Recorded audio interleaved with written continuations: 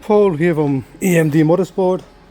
Last week I couldn't get the actual coolant hoses off because the two bolts were rusted, so it took me a long time to actually try to hit the bolt up so I can take this out.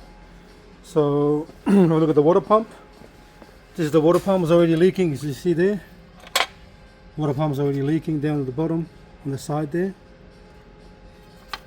You flip it over from the other side, you can see it here.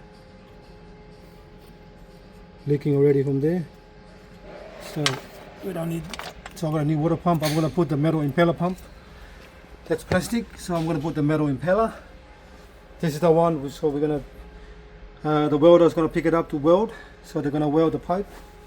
Basically they're going to weld this pipe here, this part here, that one there, that one there, that one there, because they just pop off.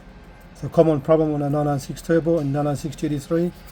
997 sometimes, I think the 997 is what they have the same one. They actually pop off.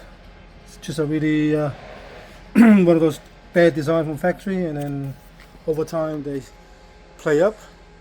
So finally got that off, and then now I'm going to actually start doing, because I had to actually remove this and remove that to see what else I need before I do the final quotation for the customer. Just took longer because the bolt was rusted, so I had to use heat and rust off and heat and rust off and heat to keep going to get the bolt off. Otherwise, especially that one there, because I didn't want to damage the crankcase on the side. That one there goes to the oil tank, supply for the oil tank, return for the oil tank, sorry. And yeah, that's where I'm at the moment. So now I'm going to actually do the quotation properly now because I've got it off, and then we'll go from there.